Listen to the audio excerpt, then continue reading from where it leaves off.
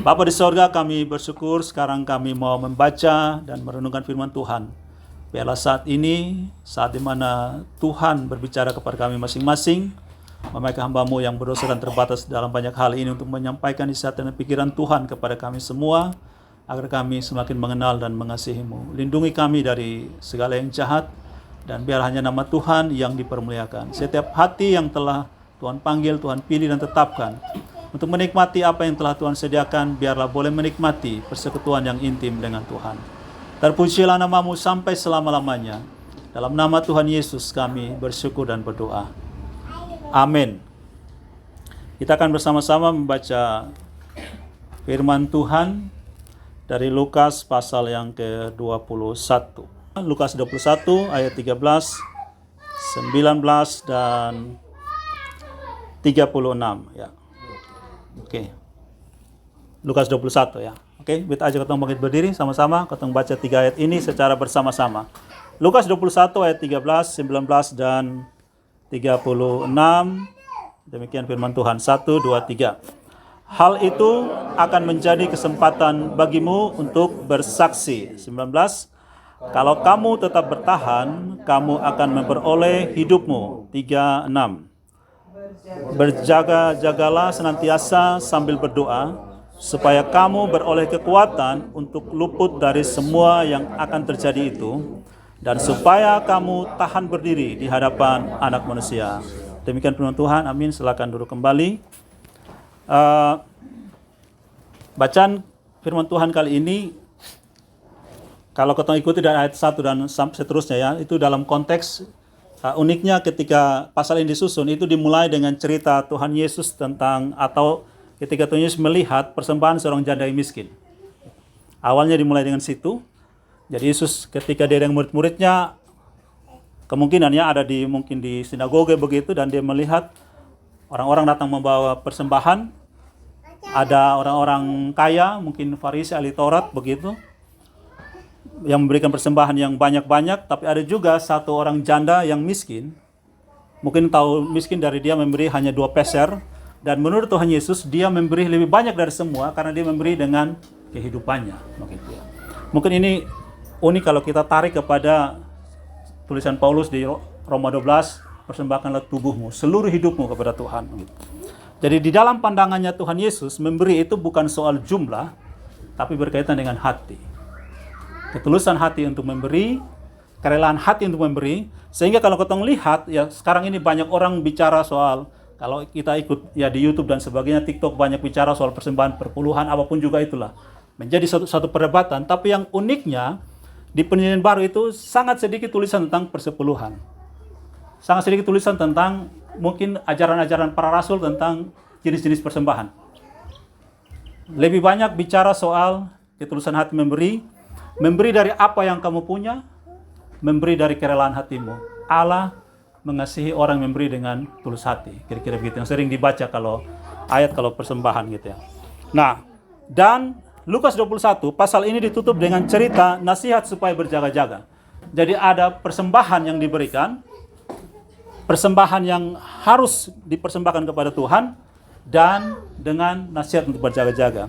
Di antara bicara tentang persembahan yang tentunya di dalam pandangan Tuhan Yesus, persembahan berkaitan dengan seluruh kehidupan, seluruh hidup ya.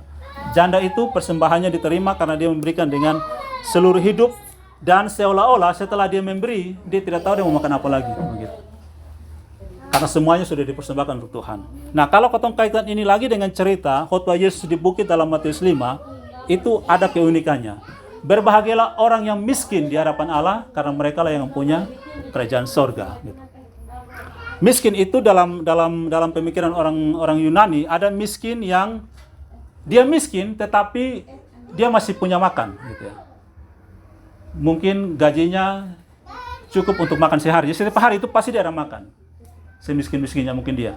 Tapi miskin yang Yesus sampaikan di Matius 5 itu adalah miskin yang tidak tahu makan apa. Gitu.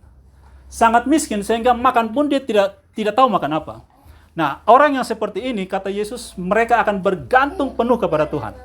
Berharap penuh. Nah, yang seperti inilah yang Yesus sebut berbahagia. Di dalam kemiskinan mereka, mereka bergantung penuh kepada Tuhan. Nah, oke. Dari konteks tentang memberikan persembahan ini dengan nasihat untuk berjaga-jaga. Di antara kedua konteks itu ada cerita Tuhan Yesus tentang penderitaan pada akhir zaman. Dimulai dengan nubuat Yesus tentang bait Allah akan diruntuhkan, yang tergenapi pada tahun 70 Masehi ketika Jenderal Titus ya dari Roma sapu rata. Tidak ada satu batu pun yang tersusun di atas batu yang lain. Gitu. Nah, mungkin kaitan ini dengan waktu para perempuan menangisi Yesus dalam cerita Via Dolorosa. Yesus bilang, jangan tangisi aku, tangisi dirimu dan anak-anakmu. Karena berapa tahun lagi kamu akan, lebih baik saya tidak melahirkan, lebih baik saya tidak punya apa-apa gitu. Saya bisa lari kemana-mana tanpa beban, tanpa pikiran gitu ya. Nah, kemudian cerita tentang permulaan penderitaan gitu. Sampai kepada tentang runtuhnya Yerusalem, kedatangan anak manusia dan seterusnya. Nah, sekarang kalau kau mau tanya, lalu sekarang kau ada di mana gitu ya. Banyak orang berbicara tentang akhir zaman, ada yang bilang sekarang ini akhir zaman, ada yang bilang sekarang ini zaman akhir gitu, berdebat segala macam. Tapi yang pasti sekarang kita sedang menderita dengan berbagai bencana alam. Prediksi-prediksi bencana alam, gempa di mana-mana, banjir di mana-mana. Ya, baru-baru hujan lebat, belum badai saja patah sana patah sini, hancur sana sini, jalan naik mata patah lagi gitu. Kita diliputi dengan berbagai penderitaan. Apakah kita sedang ada di antara persembahan jana miskin dan nasihat berjaga? Mungkin saja gitu ya. Bisa jadi, ya. Tapi yang paling penting poinnya adalah berjaga-jaga. Yang uniknya Tuhan Yesus sudah sampaikan begini. Dia katakan bahwa kalau kamu berjaga-jaga, ya, ada satu bagian dibilang, kalau kamu berjaga-jaga, kamu akan tahu kapan pencuri itu datang. Ya, kalau kotong yang rumah pernah dicuri dan kotong berjaga-jaga, pasti detak jantung, detak jam, orang jalan rosok kaki, kotong bisa tahu. Kotong bisa bedakan ini rosok kaki, ini keluarga kok bukan. Sangat peka. Tapi orang yang menurut Tuhan Yesus dalam nasihat supaya berjaga-jaga yang ayat 34, yang hatinya diliputi dengan pesta pora dan kemabukan, mereka tidak tahu kapan orang datang. Nih, bahasa Yunaninya dia bilang kraipale. Ya. Kraipale itu diartikan sakit kepala karena mabuk. Nah, kira-kira begitu. Orang yang sakit kepala karena minum mabuk. Itu dari kata pesta pora dan kemabukan. Nah, kalau kata kemabukan itu dari kata mete. Mungkin orang suka mete, dia suka minum mabuk kali. Bahasa Yunaninya mete. Intoxication gitu. Jadi orang yang secara fisik ya dia tidak bisa kontrol dirinya lagi ya karena dia mabuk. Nah, sedangkan kata yang ketiga, kepentingan duniawi ini yang lebih unik. Kepentingan duniawi itu dari kata biotikos. Biotikos itu diartikan present existence. Jadi orang yang sibuk dengan menjaga eksistensi diri di tengah dunia seperti ini. Jaga prestisenya, jaga kepamorannya, ketenarannya, dia sibuk dengan pikirkan itu sehingga tidak berjaga-jaga. Dunia kerja yang sekarang terlalu banyak kita dituntut sehingga ibadah pun kita susah. Orang sampai kerja di hari Minggu. Pemerintah pun sekarang mulai bikin kegiatan di hari Minggu. Jadi beta terekspos kepada pemikiran Firaun. Bagaimana supaya Israel jangan pikir soal ibadah adalah tambahkan beban kerja. Dengan menambah beban kerja, orang tidak pikir lagi untuk istirahat sendiri, healing. Makanya sekarang viralnya adalah healing. Kenapa? Karena kalau seperti kota orang tua dulu, kerja Senin sampai Sabtu, pulang jam 1, jam 2 masih bisa istirahat, masih bisa kumpul dengan keluarga, masih bisa punya rencana. Ketong sonde sekarang. Hari Senin sampai Jumat kerja, Sabtu juga sibuk dengan berbagai kegiatan, pelayanan dan sebagainya. Orang sekarang mencari healing.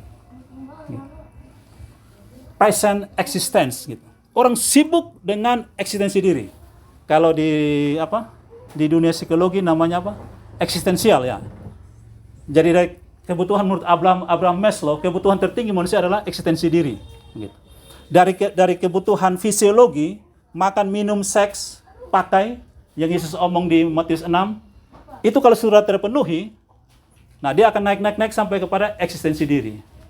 Nah, orang yang sibuk mengejar piramida kebutuhan ini, dia susah untuk pikir mau gereja, mau beribadah. Kadang-kadang juga ketong yang sering melayani terjebak dengan ketong berpikir bahwa melayani pekerjaan Tuhan yang di gereja atau di mana-mana, ketong merasa bahwa itu sudah cukup begitu. Nah, betul dengan satu hal ini. ada satu keunikan waktu Tuhan Yesus bicara tentang mengenal gitu. Ini kaitan dengan waktu bersama Tuhan. Nah, di dalam mengenal itu, dalam doa Yesus di Matius 17 ayat 3, dia bilang begini, inilah hidup yang kekal, yaitu mereka mengenal Engkau, satu-satunya Allah yang benar, dan mengenal Yesus Kristus yang Kau utus. Kata mengenal. Nah, kata mengenal dan kata ginosko ini, sama dengan Matius 7 ayat 21 sampai 23, ketika Tuhan Yesus bilang, dalam khotbah dia di bukit, dia tutup dengan cerita itu.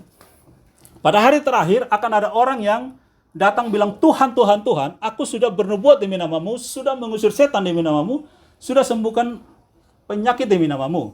Tapi Yesus bilang, aku tidak mengenal engkau, aku tidak ginosko kepadamu. Kata yang sama, ginosko ini, mengenal, itu dalam bahasa Yunani, kalau bahasa Ibrani dibilang yada. Nah, kata yada ini, kalau di dalam bahasa Ibrani itu ketemu pertama kali di Kejadian 4 ayat 1 ketika Adam bersetubuh dengan Hawa. Bersetubuh itu dipakai kata yada yang artinya mengenal. Berarti kesimpulannya, mengenal yang dimaksud di ginosko dan yada, mengenal karena hubungan intim.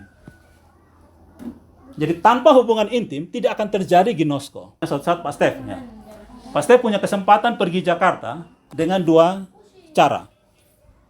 Jalan kaki dan naik pesawat. Misal Pak Stef dan Pak Roni bersepakat mau pergi Jakarta. Duduk berpikir, atau mau jalan kaki atau naik pesawat. Memilih paling gampang naik pesawat, 3 jam, direct. Kupang, Jakarta. Anggaplah Pak Stef dengan Pak Roni ini belum pernah ketemu. Lalu di atas pesawat, dong dua bercerita selama 3 jam, lalu rasa sudah saling kenal. Nah, itu peristiwa yang pertama. Lalu kasus yang kedua, Pak Stef dan Pak Roni pergi ke Jakarta jalan kaki. Itu butuh berapa hari? Mungkin 1 bulan. Jalan-jalan, ketemu pelabuhan, naik kapal, nyebrang, jalan-jalan ketemu. Sepanjang jalan mungkin bakal lain. Lu kenapa so naik kerja kalau so naik pesawat? Mau jalan kaki. Akhirnya, sekarang kalau beta tanya, dibanding 3 jam naik pesawat dengan 1 bulan jalan kaki, mana yang lebih saling kenal? Pasti jalan kaki. Nah, ketemu manusia ini, karena mencari ekstensi diri, present existence, ketemu tidak kenal lagi begitu. Sibuk, semua instan. Nah, orang yang sibuk dengan itu, tidak pengenalan itu pasti tipis sekali. Nah, yang Yesus katakan, dan kotong lihat ya, sekarang kotong pikir, bagaimana sebuah hubungan itu intim itu terjadi? 1, habiskan waktu lama bersama-sama. Itu akan lebih kenal. Yang kedua, susah senang sama-sama. Itulah janji nikah. Susah senang sama-sama, atasi sama-sama, nikmati sama-sama. Itu akan buat hubungan ini terjadi. Nah, karena itu Allah kita lebih suka bahwa kita ke dalam penderitaan. Karena di dalam penderitaan, pengenalan itu makin dalam, makin kuat. Bergumul bersama-sama. Nah, tadi kotong baca di ayat 13. Di ayat 13 Yesus bilang, adalah hal itu akan terjadi, akan menjadi kesempatan bagimu untuk bersaksi. Nah, ini bagian penutup. Waktu Yesus ada tergantung di kayu salib, lalu orang-orang bilang kepada dia begini, kalau engkau Mesias, turun, kami percaya. Kalau Yesus mau turun kan gampang sekali. Toh. Mati saja dia bangkit, apalagi turun dari kayu salib. Tapi kenapa dia tidak mau turun? Beta ketemu jawabannya ada di pengakuan centurion, kepala pasukan. Ketika Alkitab bilang, ketika centurion itu melihat cara matinya Yesus, maka dia katakan, sungguh orang ini orang benar. Keputusan Pilatus salah, keputusan orang Yahudi salah. Orang ini orang benar. Dengan cara matinya Yesus Kristus. Berarti, cara kotong menangani penderitaan, cara kotong mengalami penderitaan, cara kotong menjalani penderitaan, itu cara kotong bersaksi kepada orang, saya ini Kristen. Begitu. Orang yang menolak penderitaan, dia susah jadi saksi. Makanya Yesus bilang, ketika penderitaan itu datang, itu kesempatan bagimu untuk bersaksi. Lebih kuat kesaksian orang yang ketika dia sakit, dia setia beribadah, daripada dia bilang, kalau besok sembuh, besok beribadah. Orang yang mengejar present existence itu, kesaksiannya jadi lemah. daripada orang yang dinilai tidak apa-apa, tidak berarti, tapi dia tetap berkontribusi positif. Dan orang yang mengalami tekun dalam penderitaan itu akan membentuk kesabaran dia. Nah, bagi beta, kesabaran adalah salah satu ciri utama dalam kedewasaan. Orang yang sabar bertahan di dalam penderitaan itu orang dewasa. Anak kecil kan susah menderita, toh. Tidak enak sedikit dia bereaksi, tidak enak sedikit dia melawan, tidak sesuai dia mau dia berontak, dia menangis. Itu anak kanak-kanakan. Gitu. Tapi orang dewasa ketika dia sakit dia cenderung diam. Dia berefleksi, dia berespon, baru dia akan menanggapi apa yang perlu. Itu orang dewasa. Kayak sekarang betul ini ada anak kecil, mama, saudara semua akan duduk diam dengar, tapi anak-anak kan sonde. Gitu. Dong punya apa tuh? Range kesabaran tuh pendek sekali gitu. Kemampuan sabar tuh kecil sekali. Tapi orang dewasa, walaupun misalnya suka ini orang ngomong, tapi dia masih bisa tahan diri untuk dengar. Dia bilang, oh ini etikanya, beta harus dengar, beta diam dengar. Tapi anak kecil kan sonde, dia suka, dia berontak gitu. Dia melawan. Nah, kemampuan kesabaran petong bertahan, tapi Yesus bilang, siapa yang bertahan, dia yang memperoleh hidup. Gitu. Dia bertahan di tengah-tengah penderitaan, itu akan menjadi satu kesaksian yang indah. Nah, dulu pasti mama dan saudara semua dulu tahu bahwa beta sakit, tapi mungkin senada yang beta boleh cerita pergumulan ketika sakit sampai beta bilang, Tuhan, kalau beta tidak sembuh, beta percaya Tuhan tidak ada. Beta sudah melayani dari tahun 94, tapi ketika beta sakit waktu masuk kuliah Faperta tahun 96, beta sakit. Dia bilang, Tuhan, kalau Tuhan sembuhkan beta, karena waktu itu beta terjebak dengan present existence itu. Beta percaya Tuhan tidak ada. Tapi kemudian beta baca satu buku kecil di rumah, waktu itu buku kecil sekali, son ada dia punya cover lagi. Ada cerita kesaksian satu anak gadis kecil umur 9 tahun. Dia bersaksi di gereja, dia bilang, biasanya orang bersaksi kalau dong sembuh dari sakit, dong sukses, masalah sudah diatasi baru bersaksi. Tapi anak kecil bilang begini, tapi hari ini beta mau bersaksi bahwa Tuhan itu baik walaupun beta masih sakit. Beta masih duduk di kursi roda. Tuhan itu baik. Nah, setelah beta baca itu tulisan kecil itu, beta menangis. Setelah menangis berjam-jam, lalu seperti ada orang yang ajar beta satu doa yang baru. Doanya bilang begini, Tuhan, kalau Tuhan mau beta sakit sampai mati, kalau Tuhan mau beta dikubur ini penyakit, beta terima Tuhan. Tapi jangan biarkan ini sakit membuat beta tidak bisa melayani Tuhan dan tidak bisa melayani sesama. Beta rindu melayani Tuhan, beta rindu melayani sesama. Sampai hari ini. Bisa olahraga, bisa kemana-mana. Yaitu proses Tuhan gitu. Jadi kelihatannya Tuhan tidak tertarik untuk sembuhkan beta, tapi Tuhan tertarik untuk ubah cara pandang tentang penyakit dan kehidupan. Bahwa orang sakit yang dia butuhkan bukan sehat, tapi dia diproses untuk mengenal Tuhan melalui penderitaannya. Bahwa Allah lebih hebat atas segala penyakit. Kalau kau kan pandangan manusia, kalau lu jago, lu atasi lu penderitaan. Seperti orang bilang pada Yesus, kalau lu jago, lu turun dari salib. Tapi Yesus bilang, itu bukan jago. Yang jago adalah menderita tapi tetap setia. Itu orang jago. Banyak pernikahan kan kacau-kacau bercerai. Tapi yang hebat adalah kacau-kacau tapi tetap setia sampai akhir, sampai maut memisahkan seperti janji pernikahan. Nah, itu orang sabar yang hebat. Karena di tengah-tengah itu menjadi kesaksiannya. Menjalani semua proses itu, dan orang Tuhan Yesus bilang, inilah kesempatan kamu bersaksi, testimoni tentang aku melalui pergumulan hidup ini. Tuhan Yesus memberkati ketong semua. Tetap ketong bersyukur, tetap ketong setia kepada Tuhan di dalam penderitaan, karena sama seperti orang menonton film, kalau orang sudah tahu bahwa akhir film itu adalah pemeran utama akan menang, maka sepanjang film itu walaupun pemeran utama dihajar habis-habisan, dong tetap senyum. Pada akhirnya yang ini yang menang. Nah, kita tahu pada akhir kisah hidup kita Yesus sudah menang dan kita akan menang bersama Dia, sehingga kita tetap menjalani penderitaan dengan keyakinan kita sudah menang. Karena Yesus sudah bangkit. He is risen. Dia sudah bangkit. Kita tetap menang. Tuhan berkati kita semua.